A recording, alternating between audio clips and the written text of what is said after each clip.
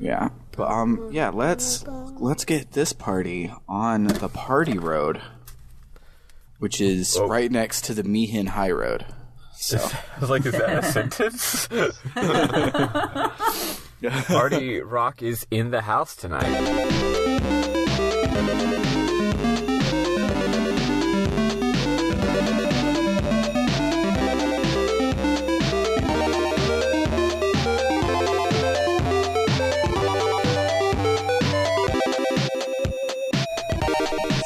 Welcome to RPG Book Club, the podcast where we play a little bit of a video game and talk about how it makes us feel. I am Sam Allman. I'm Elias Sailor Eli Warren. I'm Maddie. And today we will be playing part 4 of Lost Odyssey. My notes say 3, but that's not correct. We're playing part 4 of Lost Odyssey up until right before we go into the Black Cave. So we'll finish the Sorceress Mansion. Yeah, look at me ad-libbing, and it sounded so natural and not jilted because I wrote my notes wrong. But before we get to all of that, how was everyone's week? I played a fuck ton of Final Fantasy XIV. Yeah? I have gotten so deep in the paint with this that I'm continuing to level up classes even though I have no more rest experience, which is absolutely unprecedented for me. Oh my god, wow. You have a problem. I might. It's really fun, and I'm actually RPing with people again. Nice. Which feels really good. That's cool. I haven't had too much motivation to RP in WoW lately. Mm-hmm. Wow, I just noticed I've been offline on the Battle.net app for like a day, which is... usually I'm online all the time. Wow. Yeah, I don't know. I don't want to say I'm burnt out on WoW, because I still do enjoy it. Mm-hmm. This just is not the expansion for me. Yeah. I could feel that. I definitely, the little bit that I played WoW, I would have waxes and wanes, and after the story content is done, I'm in heavy wane mode, really. I'm just like, well, I don't want to do a single daily ever. So heavy wane mode. Is that like in Batman Beyond when Batman's old and gained a lot of weight? Yes. Eli, speaking of expansions, you know what expansion I like? 7th expansion. Yes. Yeah. Listen to our Danganronpa bonus episodes. I mean, listen to our Higurashi bonus episodes, folks.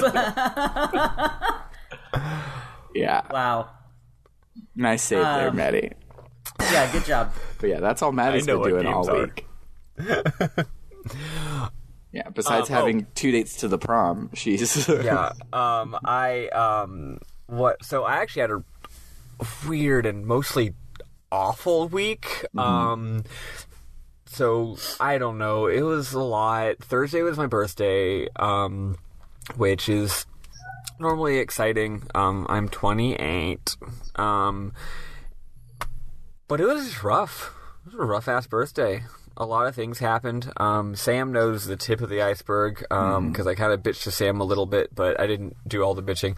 I kind of split my bitching among 3 people, so they would all have to come together and compare notes to understand why my birthday was so rough. The Council of Maddie meeting isn't until next week, so none of us have any idea what's going on. But I don't know. It was tough for some reasons that were more like, I don't know why that was upsetting to me. I don't know why that hurt me so much. Why am I just in such a sensitive state? Mm-hmm. But then there were a few things where it was like, no, that would be very upsetting to anybody. You know, that's an upsetting thing that happened. And then I got some, after a pretty rough day, I got some really bad news, some specific bad news, towards the end of the day.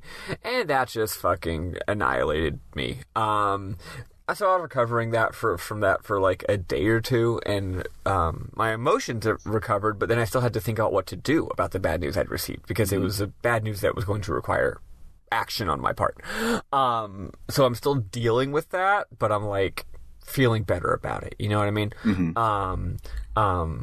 Whatever. And then I did a lot of canvassing on Saturday, Bernie 2020, and then on yesterday was my first trans birthday. Yay! So that's exciting. Congrats. I remembered that was the case in the morning, and then completely forgot about it for the rest of the day because I had to go to work and shit. And then at like 11:50 at night, I realized, I was going to make a post about this.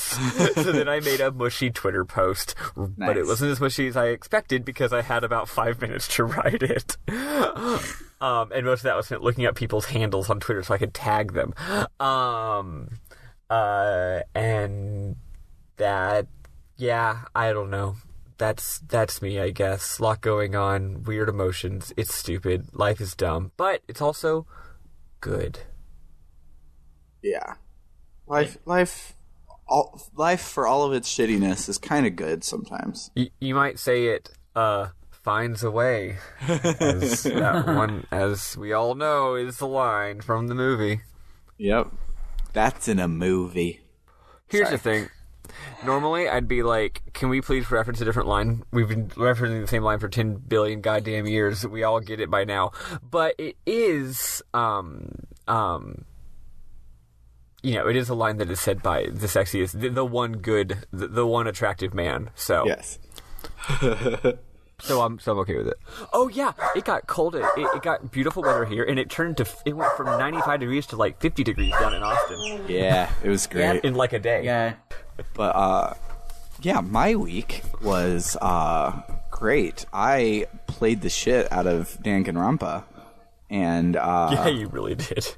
I went from basically chapter 2, which is like an hour, 2 hours into the game, to finishing the 25-hour video game this week. Yeah, you played a lot. Yeah, but at a certain point, you just can't stop.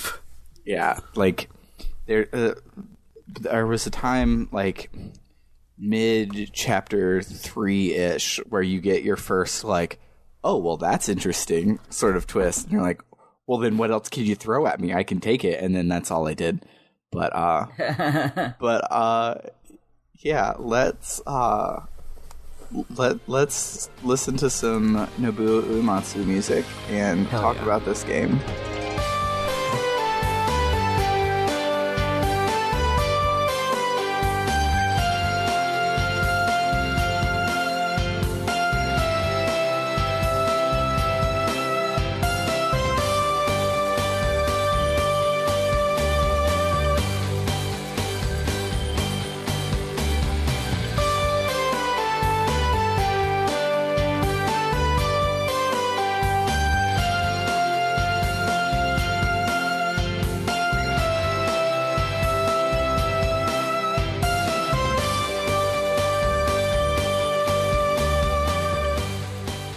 Alright, so when we last left our heroes, they were sad. So now... Now they're less but sad? also mad. Yes. So, we're leaving the Crimson Forest, and Mac realizes that he has magic powers now, and Seth is like, it's okay, here's a lot of exposition that I just know because I'm an immortal, and it's convenient for me to just say it, and we understand what's up with spirit magic right now. But, and now we have a 5-person party. Yeah. Ew. So Mac is interesting because he sucks, but like he doesn't suck at the same time. And He only sucks for a few levels. After you give him like 2 levels, all of a sudden his physical attacks are pretty good. I don't know. He's still only doing like a third of what everyone else is doing. So Really? I don't know. Yeah, but though actually, we're the main dungeon for this week is all magic-y people, and so he was using a lot of magic, so maybe I just haven't punched in a while with him, and maybe he has caught up. But yeah, so then we make our way back to New Mara, because we're going to go and get Ming and bring her with us, and then Well, that's not the intent. well, I thought that was the intent, because we had decided to go and get Ming and everything when we, like, before we went to Crimson Forest. Yeah. I guess you're right. Yeah. Yeah. Okay, cool. Yeah. I was Yeah. thinking we're just like, oh, and then, look, we had an adventure, and apparently Ming's here now. Yeah, no. because he said we were going to find Sarah, find Ming, and go and punch Gongora in his booty hole. So Yeah, totally. So we go back to Numara, and if you're like me, you try to walk up to the gate, and it doesn't let you. And so then you do the gate to go to get Ming, and it doesn't let you. There's a small optional scene where Jansen says something, but I didn't write it the fuck down. But I could tell it was optional. It wasn't voice acted. So instead, we walk to where there's a bunch of people hanging out, and they're all watching TV. And Tolton shows up on the TV, and he's like, "Hey, I'm king now because that's apparently a thing that I get to decide, even though we're a republic," which is kind of a flaw in this whole plan. Now that I'm looking at it in the Well, future, part of the Constitution, like, and if the former king says that we should get rid of the republic, we will. yeah, it doesn't really make sense. It's like his plan would work. Like thinking about the politics of the piece, it would work because he's super popular. So he could have been voted as new president, and then as new president, he could have voted to reestablish the monarchy.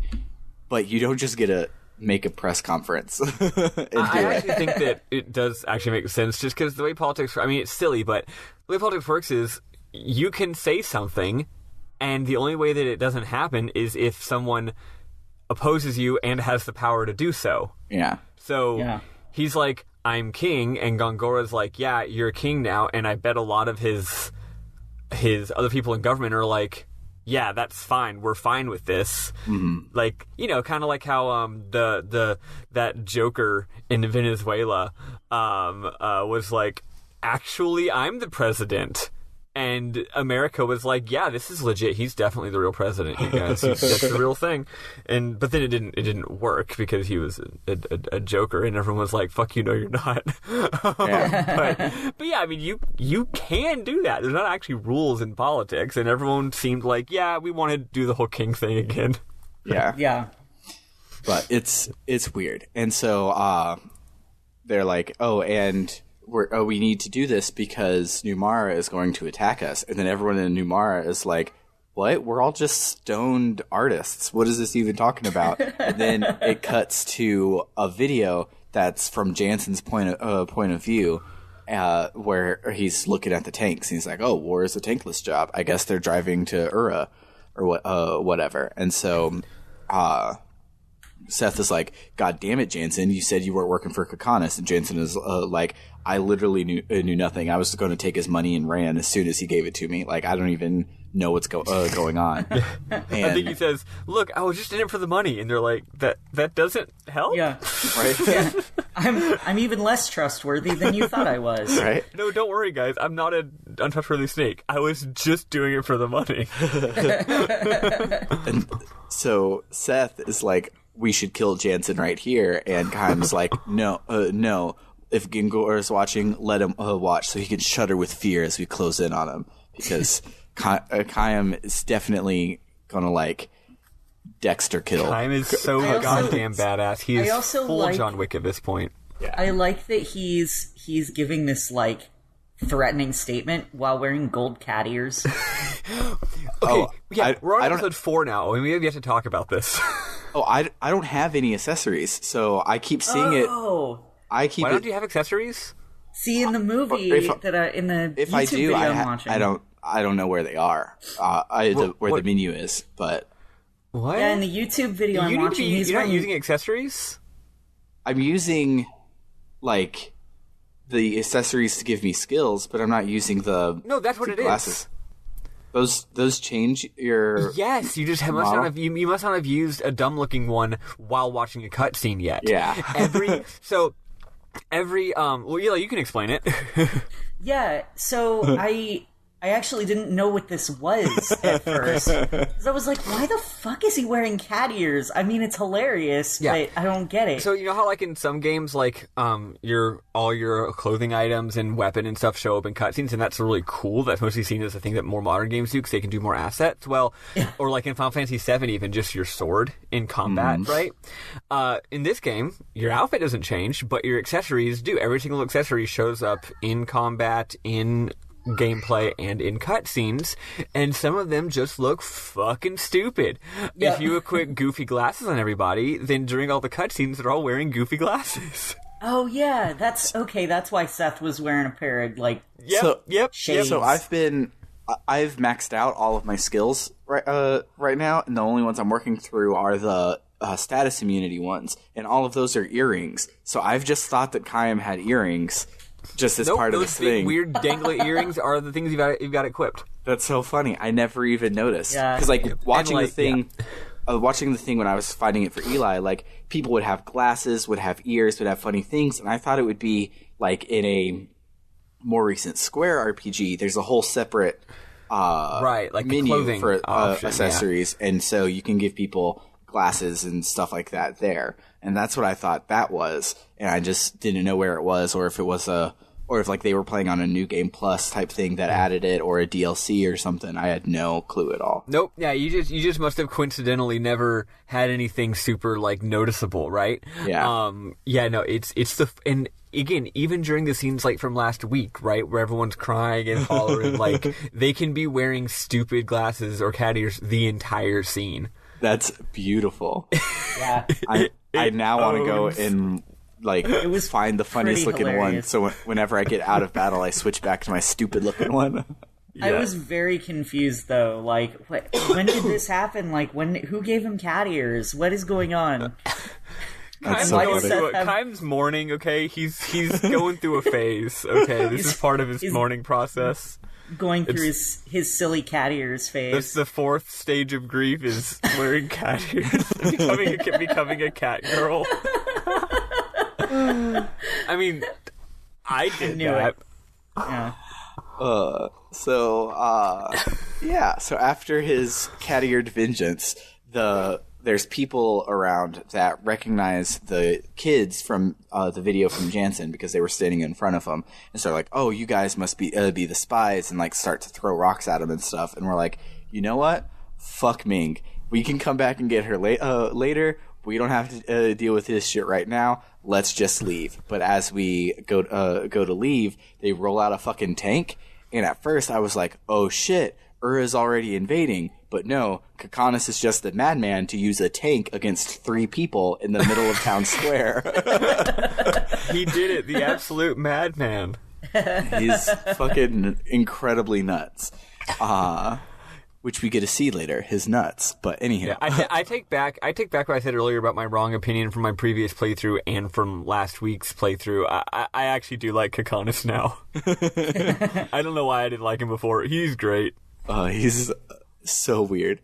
But so we Surrender. We surrender here. Yeah, the battle is later. Yeah, so here we decide to surrender so they can take us to the queen. But it's important that before we surrender, after the first big explosion with all the dust running up, Kayam tells the kids to run and hide so they can be safe. So also, he does say we're surrendering because he thinks, hey, if we fight this tank right now, we're probably going to start a war. Yeah, he's like, we're going to start a war, and also we're trying to get Ming anyways, so we can just demand to see the queen after they kidnap us, and it's a way out. And so we all 2017. So we all good game. surrender, and Kakanis takes us in, and it's like, tell me the plan. What's Ura gonna do? And we're like, where's the queen? And so then while they're having their little back and forth, one of the sorcerers walks up and is like, something's fucky with Jansen's eyes. And he uses his magic to rip off a magic contact lens, and Jansen's like, "Well, shit. We just said we weren't spies, but here I am wearing a magic contact lens." We literally, definitely, extremely were spies. Yeah, That's one of those. That's like a fantasy thing that I never knew I wanted. with magic contact lenses. Magic contact lenses seems like really cool for some reason. You don't have to worry about them getting, like, messed up. Yeah, Yeah, like I like putting glasses on my fantasy characters, but I also want them to be able to see normally. Right. And like glasses are, because I mean, as someone who has worn glasses since he was like 7 years old, Yeah. they're a giant pain in the ass. Yeah. And people will make fun of you for it. Sam, I just realized a reference that can be made here, which is that Gongora casts an ocular enhancement spell. Stop it. So, anywho. I also was sick this week. It's something I didn't bring up, and I'm recovering from it, and I'm mostly fine, except every now and then my throat is like, hey, Sam, you want some more mucus? Here you go. I thought you wanted mucus. So then the sorcerer is like, don't worry, they're not spies, because the contacts only work if someone doesn't know about it, because these are really, really well-made magic contacts, which I couldn't do if I had 100 years and some help. So whoever did this must be a really powerful sorcerer.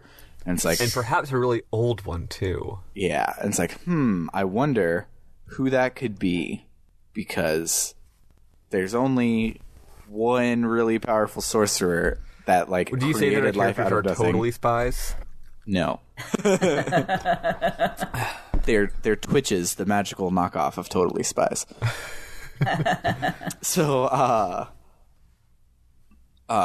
then Kakanis is like, okay, I understand. You say that they can't possibly be spies because they have to not know about it, but too bad. I'm in charge here. They're spies anyways. Let's kill them. And, and so he orders the guards to kill us, and we kill the guards real easy because they haven't leveled up since the boss fight we had with them like 3 fucking dungeons ago. And they've just been chilling, and we've been out adventuring we've been out grinding, bitch. Yeah. So they they shoot a bunch of guns at us, and there's all this smoke everywhere, and so the kids run in and somehow steal all the clothes from all of the soldiers and Kakanis, so they're all naked so that we can slip away, and it's great. And Kakanis is wearing a bra and tights, and it's stupid but amazing. It was a good idea, kids. Yes. They done good. It was definitely worth it. They're good kids. So we make our way upstairs and past some guards in what's supposed to be a little stealth dungeon thing, but the guards' vision is real bad, and I just walked next to them. Well, entire time. It's not even really a stealth. It's more like it's supposed to be the dungeon where like they're chasing you. You know, Yeah. Like in Xenogears, where it's like, oh, there's no random battles. The enemies come from behind you and chase you, and you have to run past. But like, yeah, like they have to be like touching you for like over a second to trigger a battle. Yeah. Because, like, if you want to explore, if you take a right turn instead of left, and then you want to turn back around and go get a chest, you can just turn around, graze past the enemies, and it doesn't trigger a battle. It's insane how stupid easy it is. I still got into a couple of battles, but, like, it's weird. It's so weird. I did a couple of them because I thought I needed to. Like, I went to one part, and it was a dead end. But the dead end looked like a gate that could open, and I'm like, oh, I guess I have to kill this guy and open it. But that wasn't it. It was a normal dead end. But like, yeah, you had to go around. Yeah, there were a couple of times where I thought I needed to fight one, and that's the only reason I got into any fights over there. It was the weirdest little mini dungeon. I actually do really like the reason why those are dead ends. If you look at them, what they are is they're very clearly like artificial like police blockade barriers. Mm-hmm. So, like, the bad guys put those there, which is pretty cool, actually. Yeah. Although it makes you wonder, why didn't they just put them on all of the paths? Or on the elevators that let you get past those. Yeah. Or, like, but also that, of course, then that brings in even more questions, like, why can't Kaiman Party jump over a barrier that is about as high as their thigh? Well because... And then you're just like, you know what? Forget about thinking about things. Well, it's because they're in a JRPG, and you don't get a jump in a JRPG until Xenoblade Chronicles. You can't jump over a small obstacle JRPG unless you walk up to it and there is a button prompt that then triggers a small cutscene of you jumping over the thing. Absolutely. So we get into Ming's chamber, and Kayam and Seth are just like, hey, best friend, what's up? And she doesn't remember anything. And they're like, okay, well, you don't remember, but trust us. We are the good guys. Kakanis is the bad guys. Come with us. And So Kakanis busts in. He's like, "Step away from the queen." And Jansen is like, "I'll explain later." And I'm sorry. So he grabs Ming and like is holding like a magic knife to her throat, and is like, "You don't come after us, or I'll kill her." And so Kakanis like holds back, and we escape. So then, right as we get out, Kakanis shows up in his tank to stop us again. And this time we're like, you know what? Fuck it. We're gonna start a war. Who gives a shit? And so we fight the tank with the queen on our side. And the boss battle is weird. Like, I don't know. It wasn't like hard. It just was one of the ones that has like 5 different things you can attack, and as you attack some of them, it gets less moves it can use, and I don't know. It just wasn't. I remember I like nearly died, but I think it was just because it hit hard, and I didn't have an opportunity to grind yet. But yeah, it hits really hard at first, and you scramble. But yeah, I beat him on my first try. It's fine. Yeah, in a game that so far had kind of insanely good boss battles, it was a little dull. Yeah, but anywho, so yeah, so we beat him, and it's a hilarious scene because Kakanis is just like, "Oh well, you took out the gun and the wheels. Well, doesn't matter because I still have I guess shit. I don't have anything," and we escape, and it's great because he can't follow us. So after we leave, my favorite thing about this game, and it's not giving a shit about its world sense in a way, is beautiful. So we leave running from this town where they chased us with a tank. And if you go to the world map, you can go back into the town and visit the shops. Yep. And I think that's kind of like an Xenoblade Chronicles 2 thing where they're like, look, you might not have done one of those side quests, so, like, we're not gonna fuck with you. Yeah. Know?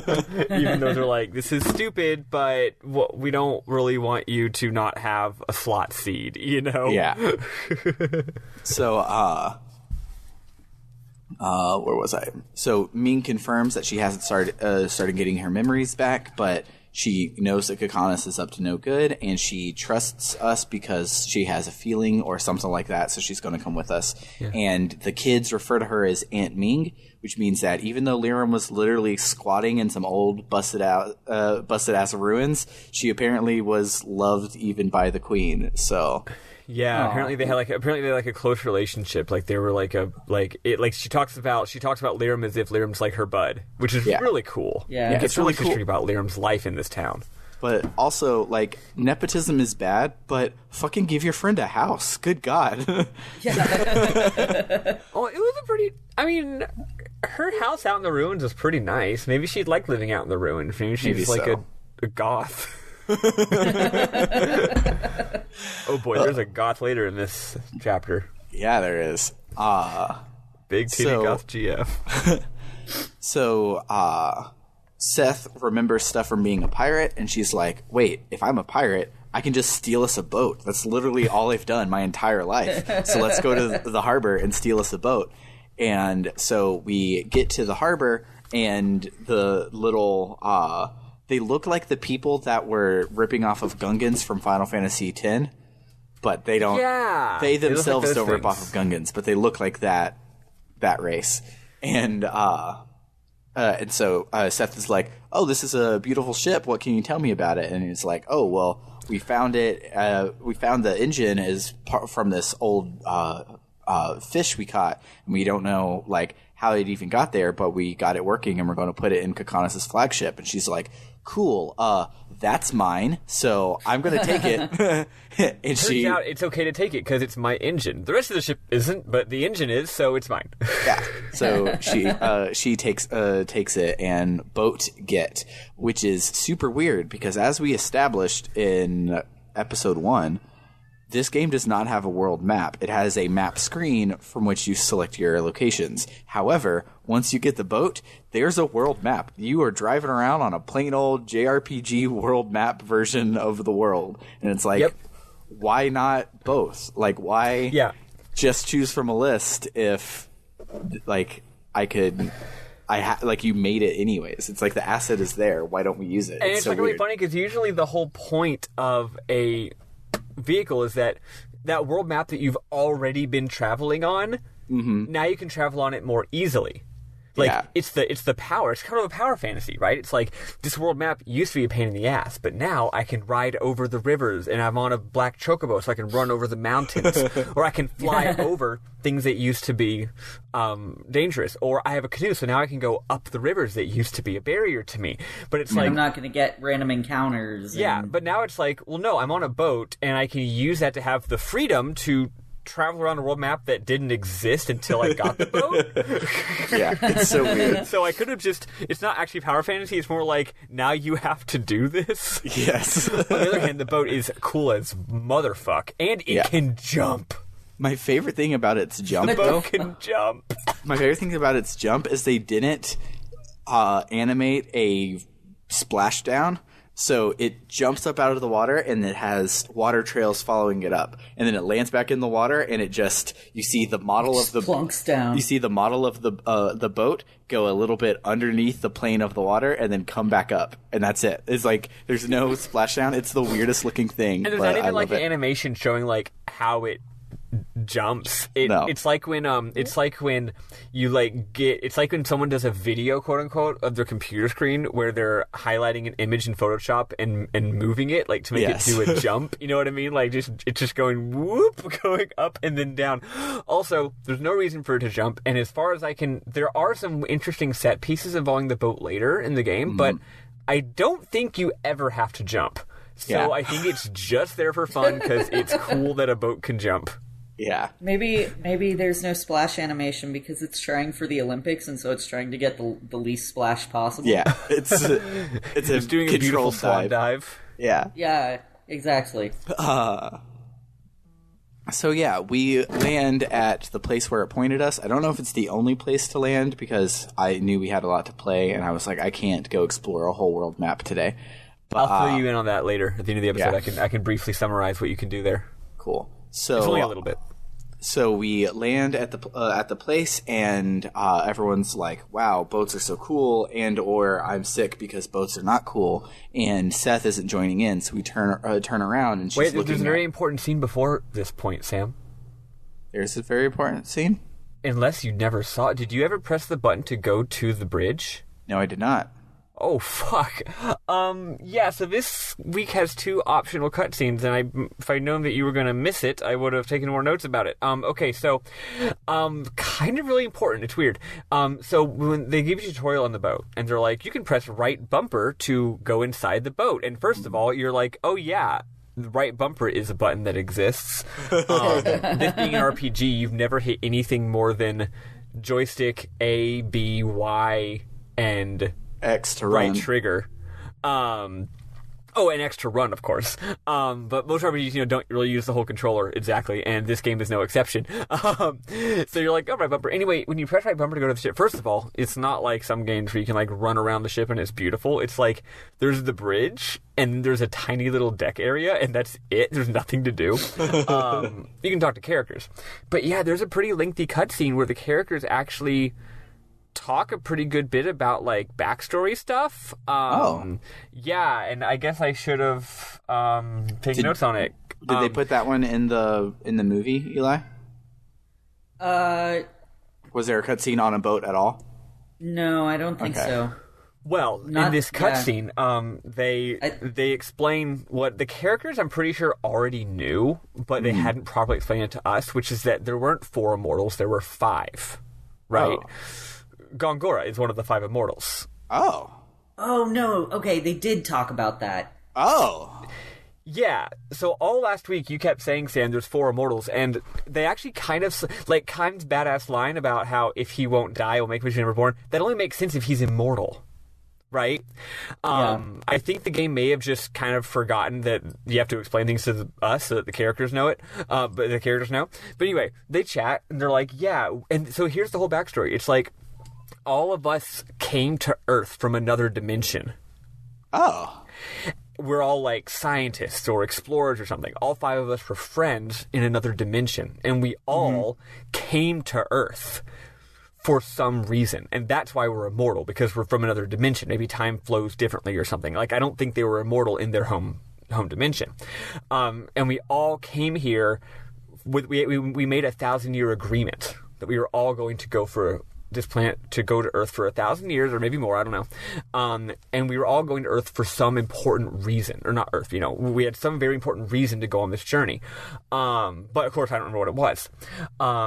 But then, after a very, very long time of us all living in this dimension for a very long time, Gongora turned on the rest of us and betrayed us, because I guess he's mad with power, and he traumatized us all in individual ways. He knew he couldn't kill us, so he decided he would destroy our memories and destroy our souls so that we would be no threat to him. He did that in an individual way for each of us.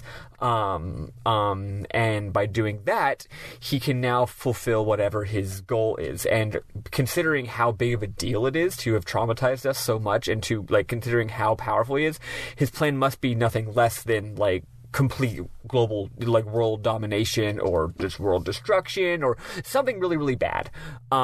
So that's the plot of the game. Oh shit. Yeah. Why is that optional? I hope it's still there so I can go and watch it myself. It probably is. And they find a bit more stuff. They talk with Ming some. Ming talks about how Ming talks about how she doesn't remember, but she has the feelings in her heart. Can you all hear me? Yeah. Okay, cool. I got a quick phone call. She has the feelings in her heart, so she feels like she knows you. She feels like she suffered some kind of awful pain. You don't know what it is.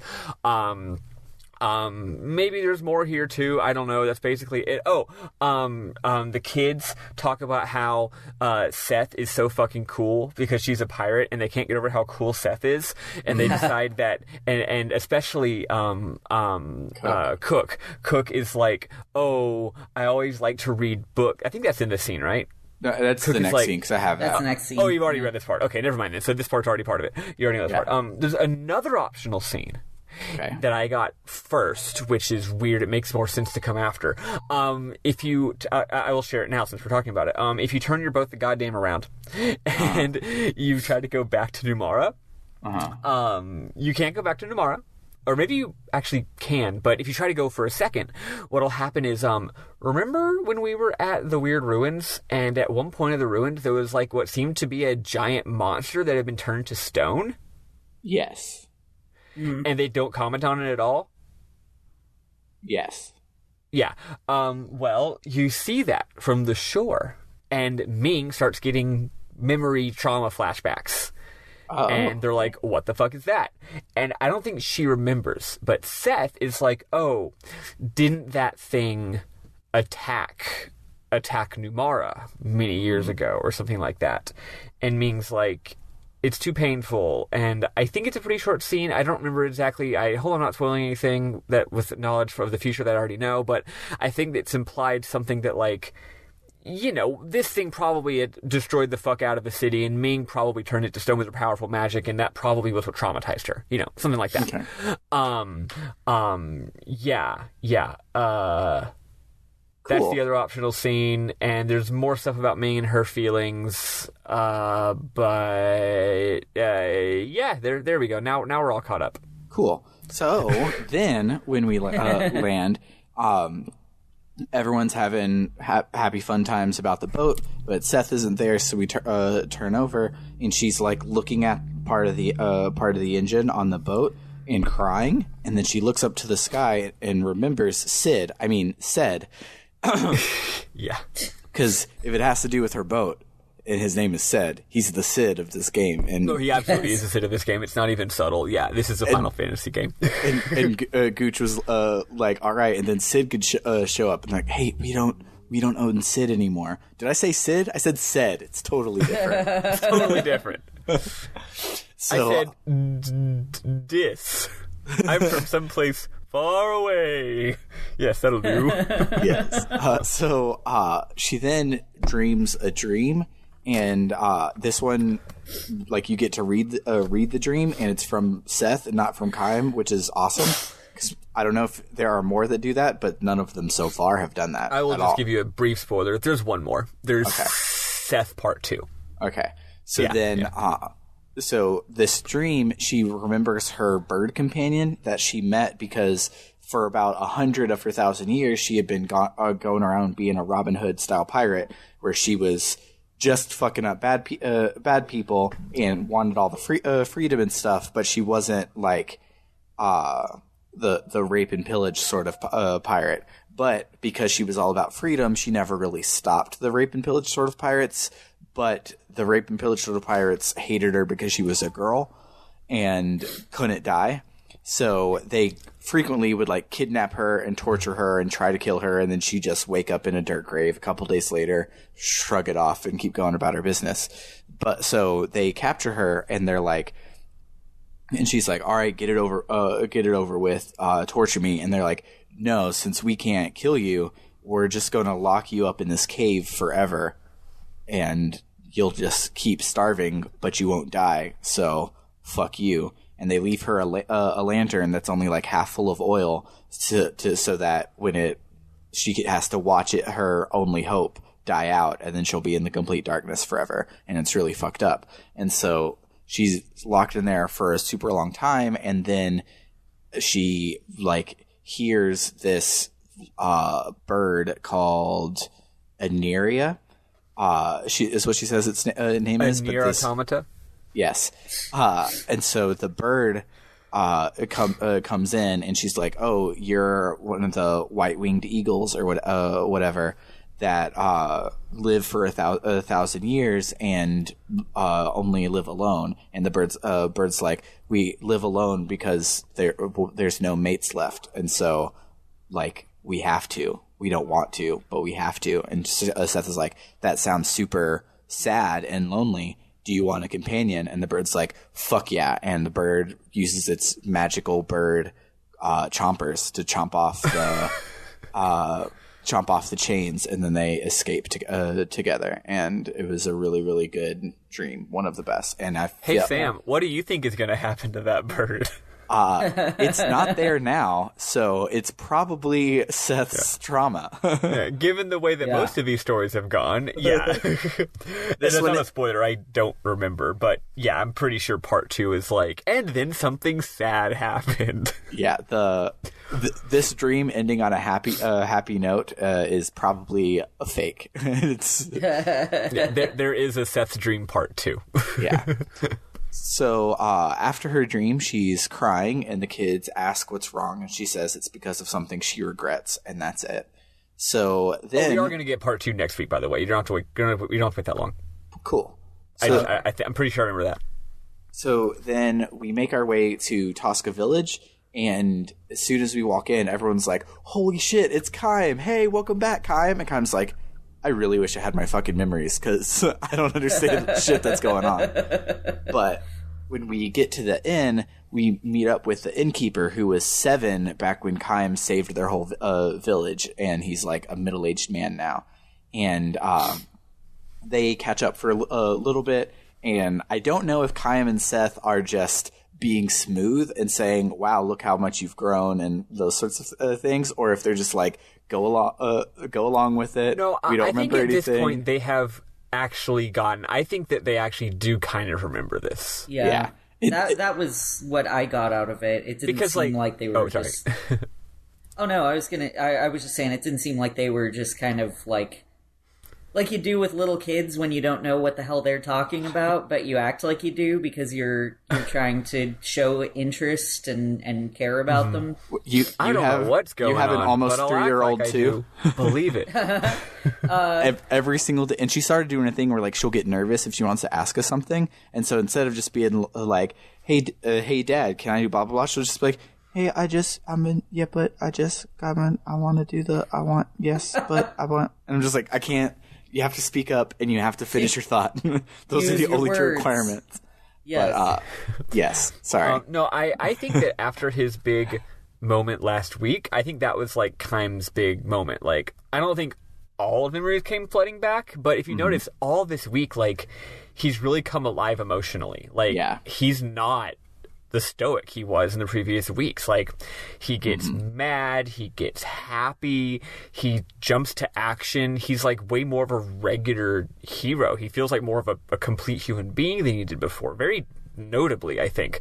And I think it's like, okay, yeah, he's probably fuzzy on some stuff, especially if it happened like 800 years ago, but this happened like 60 years ago, you know?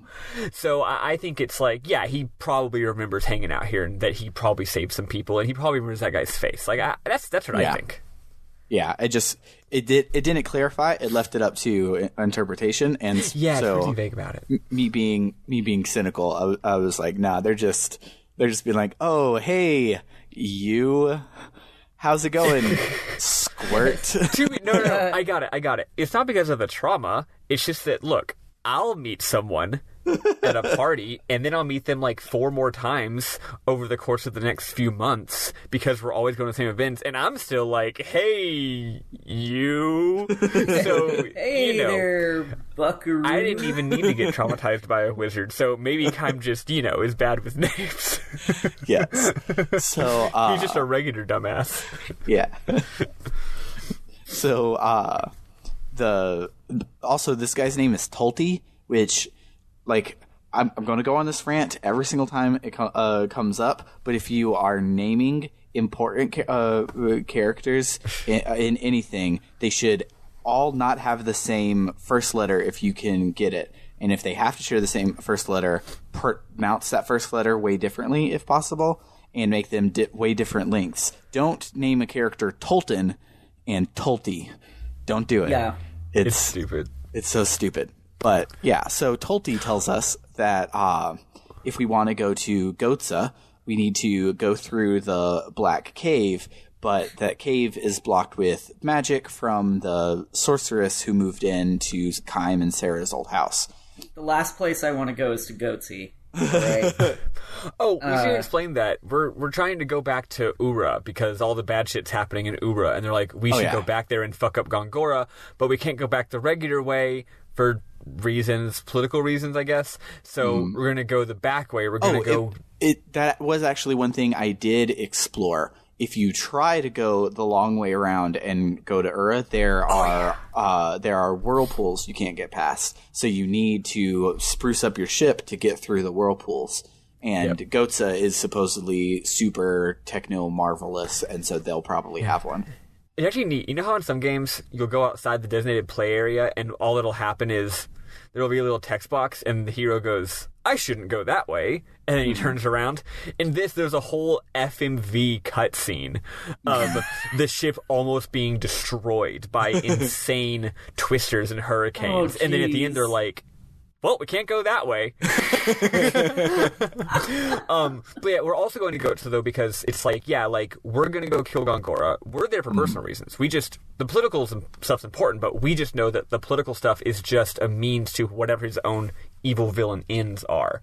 So we got to go fuck up Gongora. But he is now the right-hand man of a king. He's now an evil vizier. He's powerful. So we're going to kill 2 birds with 1 stone. We got to get there somehow. Let's go through Gotza, and while we're in Gotza, we're going to talk about Gotza and talk about how maybe we can ally with Gotza to fucking defeat Gongora, because they're the number 1 political rival.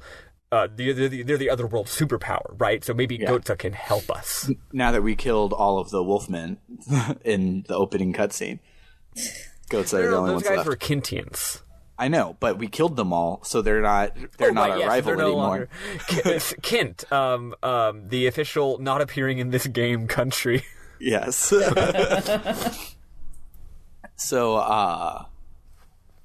yeah. So we decide to go give that sorceress Whatfer and make her open the cave for us. And so we get out to the mansion, and it is spoopy. And I play this late at night, and every single time the ghost kid would just pop up in the window, it would scare the shit out of me. So it was real good. They're actually doing a lot here with the Xbox 360 Unreal Engine graphics. Yeah, they're doing real good. Like there will be kids that just pop out every now and then. There will be a lot of like spatial sound where like you'll be walking in one place and then you'll hear something way off to the right, and you're just like, wait, what's over there? And it's good. It's good shit. But the dungeon itself is a pretty darn complex Final Fantasy PlayStation 1 era style dungeon, where it's like not something you need to dungeoneer, but it's a big puzzle that you need to figure out, and it's really cool. Like the main gimmick of it, I guess, is that there's 2 dimensions. There's a clean dimension and a spooky dimension, and you have to go back and forth between the two, and they affect each other. But then you also have like a clock puzzle that you need to solve, and while you're solving it, memorize it, because later you have to rebuild that puzzle from memory. And then when you're finally done with all of that sort of stuff, you then have a teleporter maze that's another memory puzzle, and it really felt like a Final Fantasy IX or dungeon, but good. I feel like they were like, oh, right, this game has been mostly hallways and cutscenes. We should probably have a dungeon. Also, it should be noted, the spooky dimension is notably referenced as being probably the past. Yeah. So you're going into... The clean one, you mean? Yeah. So you're going from the modern spoopy, decrepit dungeon back into the past to the clean, not fucked up, not decrepit dungeon. Mm-hmm. And it's like, oh, something bad happened here to make it go from nice to being decrepit. And I believe there's like journals and stuff. And also, yeah, it's clock, so time and memory are the main theme of this dungeon. Yeah, it's real good.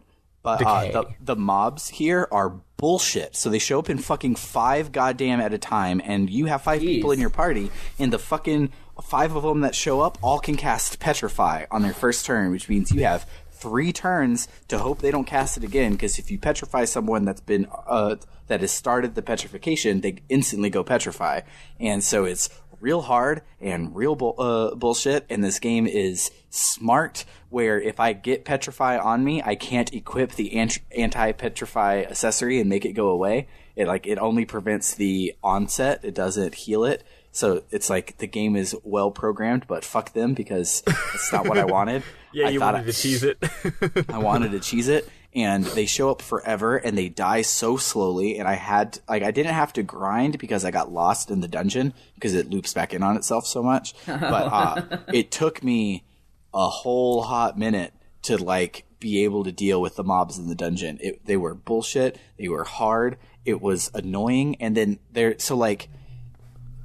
like faked me out too, because those mobs are like, they have like 300 HP. They're not that scary. Their attack stuff is like piddly, so you don't care about them. Then there's trucks in the back row that hit super hard and are immune to magic. So you have to like go and try and kill them. And so I was like, I was prioritizing my battles incorrectly at first, and it took way too long. And I actually didn't fully cheese it to put anti-stone on all of my immortals. I only ended up with it on Ming by the time I finished it, so I didn't grind for too long. But it still took a long time, and it was annoying, and it was hard, and it was good. And they were bullshit and annoying, but they were a good bullshit and a good annoying, because it made like, because like in Lost Odyssey, just like in whatever last traditional RPG we played was Dragon Quest, where the encounter rate resets when you go through a door, and this place isn't very big. So I was like, not only was I spooked out by all the kids, I was like, okay, I have to sprint across this room and open that door before I get into a battle. I cannot survive. It's a mansion, so it's all these small rooms. So yeah, if each room you're just going doot doot doot doot doot doot doot doot, then it's easy to have a lot fewer battles if you know what you're doing and you're not dicking around the room clicking on everything because you're trying to get treasure or explore for puzzles. Yeah, it was good. It was good, good shit. So we finally get to the bottom of the dungeon, and the sorceress is like wailing in agony and trying to kill herself. And we're like, if she dies, she can't undo her magic, so we can't get through the Black Cave. We need to save her. So we get into a battle where we're attacking her magic spells and trying to dissolve them before they kill her. And it's real good, and like probably my favorite boss battle, because I think it's designed where you win when she has like 50 HP left. Like you're supposed to be like scared you're not going to make it, and it's good. I really liked it. That's really interesting. Yeah. And like each turn she she has a move that will change their elements, and so like you're trying to cast magic and change everything that they are, or equip your proper rings for Seth and Kayam, but so you're like having to always think on the fly and find it. But so I didn't bring it up, but in Tosca Village you get the dragon radar basically that will find super awesome hidden items for you. And one of the ones that you can find in Tosca Village is a ring for Kayam that is level 2 wind power and level 1 anti-magic power, and Hell also something else. And so if there was a earth magic spell up, Kayam would just go and attack it for like 15 times damage, and it was hella good. Yeah, once you get to level 2 rings, like, they add so much damage to the element. Like, because before you could craft better rings, but it wasn't more damage, it was like... easier to do. Yeah, it was like, same damage, but it's easier to hit the sweet spot. This is like, no, this is the actual next level of damage boost, and it's like, wham. Yeah, it's good shit. But, yeah, so we beat the boss, and then we see that so she lets her guard down a little bit, and we see that it's Sarah. So Kayam reaches out to her, but she's like wallowing in her grief, and she's like, no, I couldn't save her, blah blah blah blah blah. And Kayam's trying to be like, no, Liram's alive. Well, she's not alive, she's dead now, but she's alive. She's dead, but for a different reason. Yeah, it's not your fault she's dead. Yeah, and so it doesn't work, and she starts to attack herself some more. So the kids run up in an adorable scene, and they look at each other like, all right, you remember how it goes? Yeah. I'm like, okay. And then they start singing a lullaby that they said that Liram had said that her mom, which would be Sarah, taught her. And so it snaps Sarah out of it to be like, well, if Liram was alive to have kids, then she obviously survived the whole Gongora of the piece. And so when she snaps out of it, Kayam runs up and is like, Sarah, like, do you remember anything? She goes, no, but I know that you're my husband, and I know everything we did together because I always kept journals, because that's the type of girl I am. Notice my glasses. And this game is really laying it on thick with the feels. She is the ultimate sexy librarian, and this scene, I was crying a lot. Yeah. It was good. My favorite thing is the game uses Seth a lot to let you know, like, this is the emotion of the scene in case you have Asperger's and can't tell, because Seth is will always go to cry in the sad scenes and always gives her a close up while she's crying. Or Jansen will always say something dumb, and then Seth will be like, no, Jansen, this is a sad scene. Yes. It's so good. But so she's like, yeah, I kept journals, and something inside of me led me back here after I lost my memory, and I found all the journals, realized that I had wrote them, and it talked all about you. So I don't remember you, but I know everything we did. And Seth was like, haha, take that, Gongora. We now have information. You took it from our brains, but didn't think to burn our house to the ground just in case we kept journals or whatever. Yeah, which is kind of stupid. Gongora's like, what is writing, apparently? Yeah, so Sarah then says that she had blocked the Black Cave to protect Tosca from an invasion by Gotza, and will definitely unlock it for us. And we're like, okay, cool, and we head out to the world map and save for the week. Huzzah! Huzzah! And now we have another party member! Yeah, we do. We've gotten a lot lately.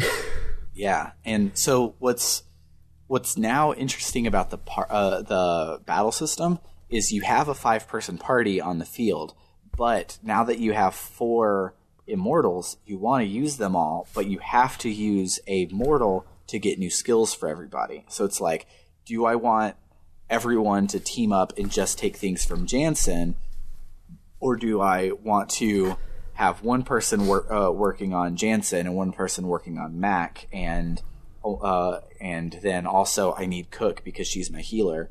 So like, I only have room for 3 immortals. What do I do? And it's good. I know it's usually annoying, but I agree with this game not having bullpen experience, because that's the whole point, is deciding who to put in your party so that you can work on who's getting skills and shit. Yeah. And only one person's left out, so it's not hard to swap them out. Yeah, I didn't realize that they didn't have bullpen experience because they have catch-up mechanics, so it doesn't matter. You get in one fight with a lower level person and they catch up pretty much. So. Oh, really? cool. Is it because of like the skill curve? Like the curve is extreme? I don't know if the curve is extreme or if it's an explicit. If you are lower level than the rest of your party, you get double experience. That's true. I had noticed that if I had a character die during a major boss battle a while back, and even though I normally would reset the goddamn game if that happened, in this game it's like whatever. So I was like, oh, they're like 2 levels behind, and yeah, they caught up like real fast. So yeah. maybe the game does have a little bit of a mechanic there. Mac and Cook start the game 10 levels less than Kayam, and they're caught up now. So there's definitely a catch-up mechanic of some sort. Yeah. Well, that's helpful. Yeah.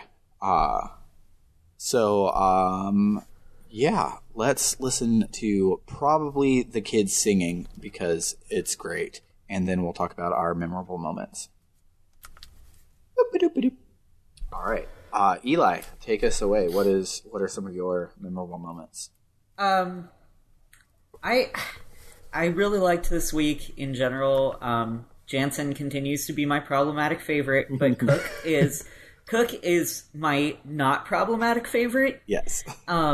She's super cute and just so like I love seeing her get so excited over finding out that Seth is a pirate. Yes. And wanting to be Seth's apprentice. That scene was fucking adorable. Yeah. She's just like the best little girl. And one of my favorite things about that scene is she's like, oh, I'm going to be Seth's apprentice. But like we mentioned earlier, Seth was just staring off into Cuckoo Land and didn't necessarily agree. But Cook pretends like she agreed and will like fight Seth's battles for her in cutscenes. So like somebody will be like, well, Seth, like, what about blah, blah, blah? And Cook will stand in front of her and be like, Lady Seth doesn't listen to the likes of you or whatever the fuck. It's so she's good. like, yeah, I'm your first mate now. And Seth has at no point said, like, yes, you're my first mate now.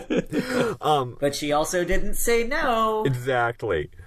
It's so also, good. as we established in earlier cutscenes last week, Seth is really good with kids. So she's just going through a time right now.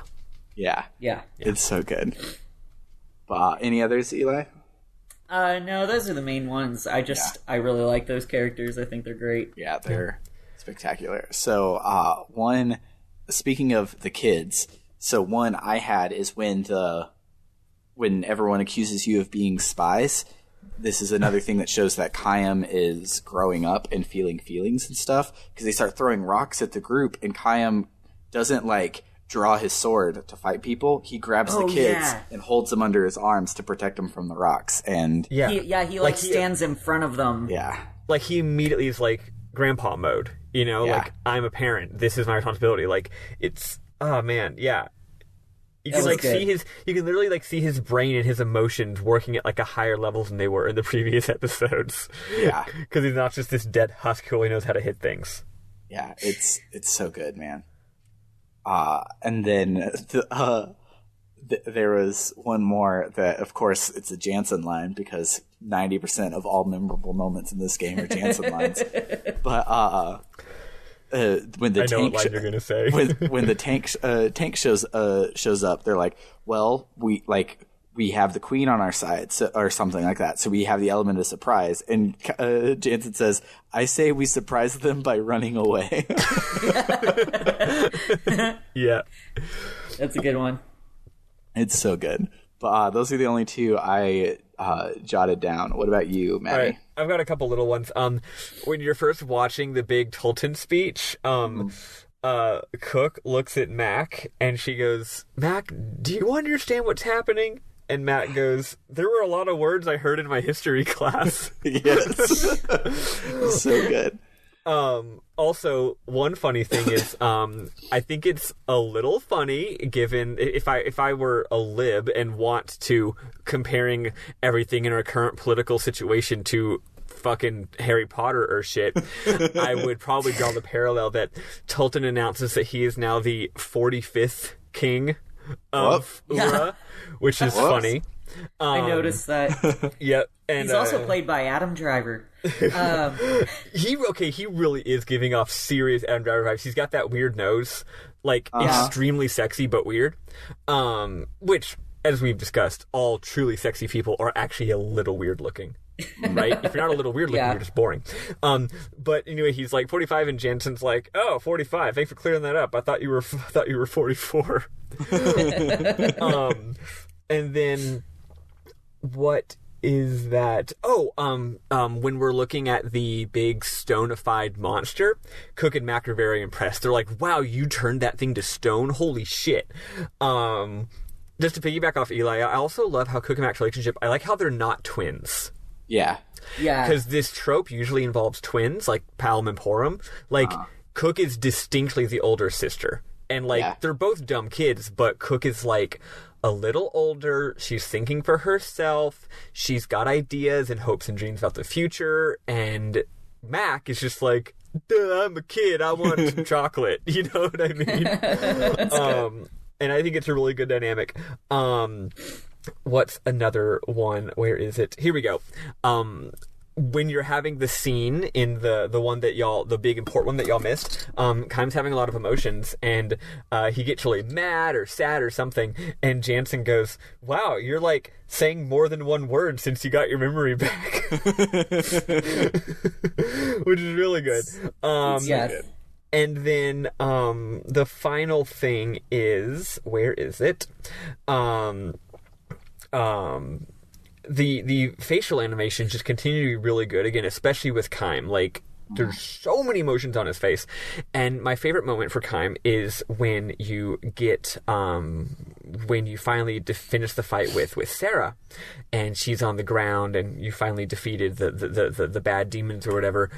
He runs, and he grabs her, and he's holding her, and he looks down at her, and he has a face that I have not seen in the game at all this far, where it's not angst or sadness or anger or crying or confusion or stoicism. He like basically gives her like a charming smile, like an actual real smile, and it's the exact smile you would give when you're like, you are reunited with the wife that you're in love with. It's like, it's just a really genuine, like, it's not even like a huge like beaming smile. He's just like, it's just like actual, normal, what's the word? Not satisfaction. I don't know, just peaceful, satisfied happiness, looking at her like he's just overjoyed. And it's such a great face. I just took a screenshot of it because it's just such a good face.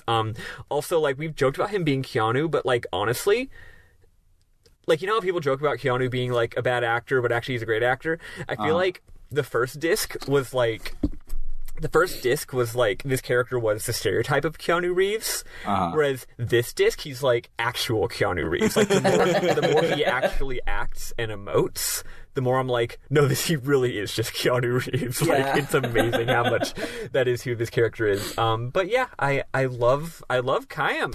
This time around, his character is really blossoming for me in a way they hadn't before. He's coming together a lot, and it's really good to see. Yeah, it's cool as shit. So if Adam Driver is going to play Tolton and Keanu is going to play Keim, who else is in the Lost Odyssey movie? Oh, who would be Seth? What's her name? I can't remember. Is it Zoe Saldana who plays Gamora? Uhura? Yeah, Gamora. Yeah. Oh, yeah, she could be good. I was thinking Sonequa Martin Green, not because they resemble, but because they have similar ranges. Because Sonequa's character on New Girl is kooky and nuts, and her character on Star Trek is the like a half Vulcan. So she obviously has the range to play from good with kids Seth to not giving a shit badass Seth. But they don't really resemble. But counter argument. Halle Berry. She's like a whole generation different than Keanu, and they're supposed to look the same age. Fine, but they could use movie magic. Also, no, they both played apart from each other in John Wick 3, and they were great. So, I haven't seen any of the John Wicks yet because I'm a fake friend. The fuck is wrong with you? Side note, I hear never the John watched Wick a video John Wick game movie. is like the best video game of this whole year. Yeah, it looked good as shit. I love how they're like, yeah, John Wick video game isn't actually an action game. It's a super slow strategy game where you plan out every single move and you shoot all the bad guys in 10 minutes of in-game time, but 5 seconds of in-universe time, because John Wick thinks in slow motion, and you're like, that's brilliant. Yeah, it's like all they're doing is taking the going back all the way to D&D, where a turn in D&D combat is 6 seconds. And so, like, if something is like, oh, it lasts for a minute, you basically can say, oh, that'll just last for the whole fucking combat, because 10 turns is a long-ass time in a D&D combat. But it's like, that 6 seconds takes you about 2.5 minutes to resolve everything. And so they're just doing that, but with your action movie stuff. So you don't have, it's not like in Devil May Cry sort of games, to be an awesome action star, you have to perform at super awesome action star levels because it's in real time. This one is like, no, he's great because he thinks through everything. He just thinks through it fast. So slow it down, make it a RPG turn-based type thing. Yeah, and it's a good human as shit. being can be as good at fighting as John Wick if they have if time is slowed down by 20 times. Yeah, it's so good. But anywho, yeah. At any rate, yeah. Acting. Let's see. Cook and Mac. I don't know any of the kid actors nowadays. Yeah, I guess probably Zendaya cast unknowns. If Zendaya is Meiche, then I guess Zendaya can also be Cook. Yeah. Though speaking just facial look, Zendaya would be a good Seth too, but she's definitely not the same age as Keanu. Keanu may never age, but he's definitely not 20. I feel like Bill Hader could be Jansen. Oh, Bill Hader would be a perfect Jansen. Yeah. He has the most punchable goddamn face in the world.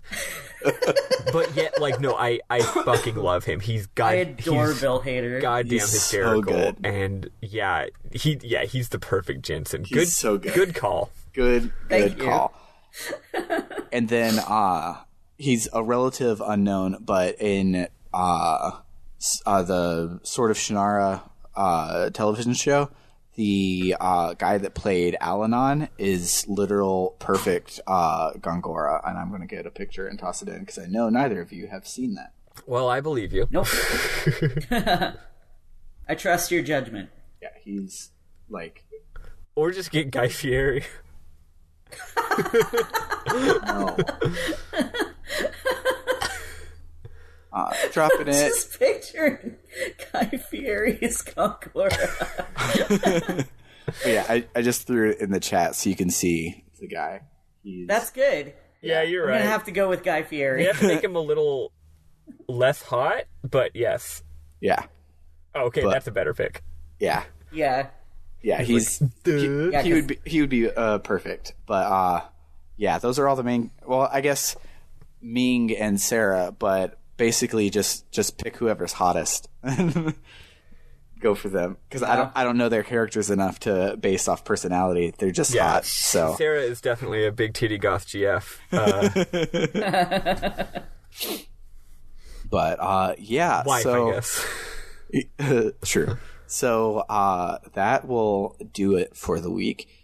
You can check us out online at www.rpgbook.club, which has links to all of our social medias and a link to our Discord, and most importantly, a link to our Ko-Fi, where you can support what we do around here and get access to blog posts like our JRPG Canon article, which I might do a Japan needs to meet a gay person blog. I've been tossing around like ideas for a rant about it.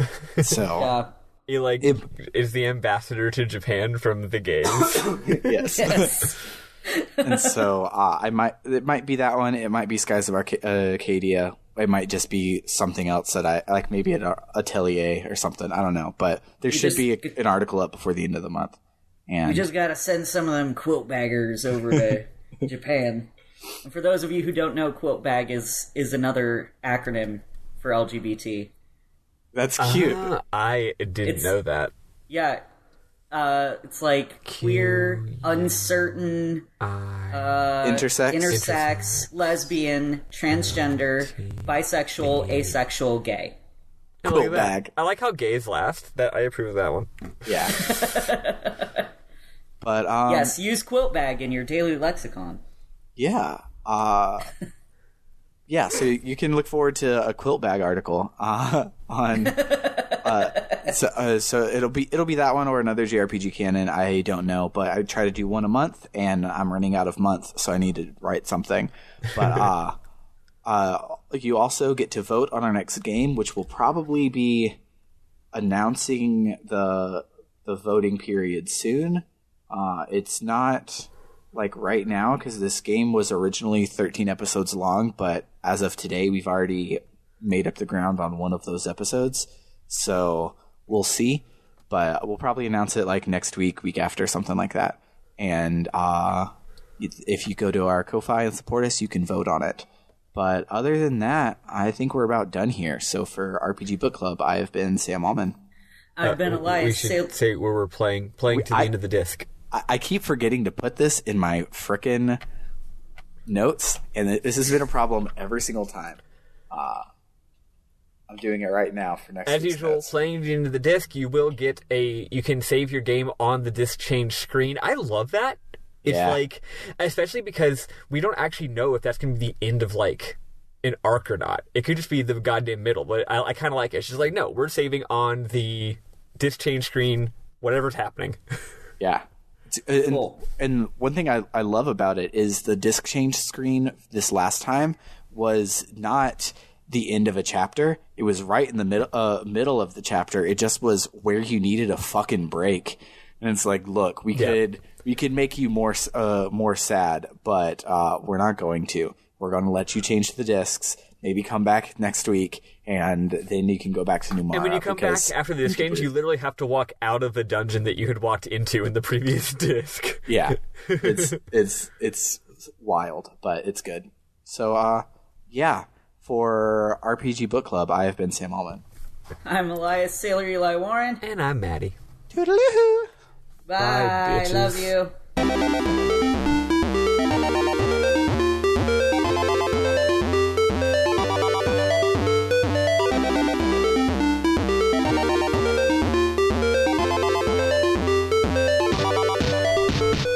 That's a vacuum cleaner. I don't hear anything. I'll be right back. Okay. It's a motherfucking chimney sweep. So apologies for the audio guys, because There are still chimney sweeps? I guess so, because they are people sweeping my chimney right now. Apparently. Okay. Is he gonna Maybe become Sam just friends lives in- with Scarlet and sing a song and have a magical adventure? No, I think they're just trying to keep us all from having asbestos or something. Have y'all recently hired a magical nanny? I mean, Maybe Sam actually lives in the early 1900s and we just don't know it. or I just have a chimney. You haven't heard of chimney sweeps because you don't have chimneys. I have had a chimney before, and I did not have a chimney sweep. I would not have hired this chimney sweep, but my apartments are making me hire the chimney sweep. And by making me hire, I mean they did all the hiring because it's their property. Right, yes. Jack! Yeah. Shut the Our fuck up. audio is going to be all over the place today. Get the boy. fuck over here. Oh my god, my dog was like, I can't come be with you even though I'm scared and I want to cuddle you. I can't come be with you because there's a like waist high obstruction.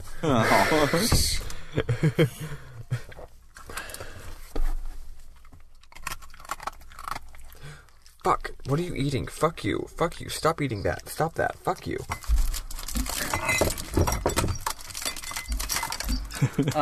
Stop eating that. Okay. I'll never eat it again. I'm sorry.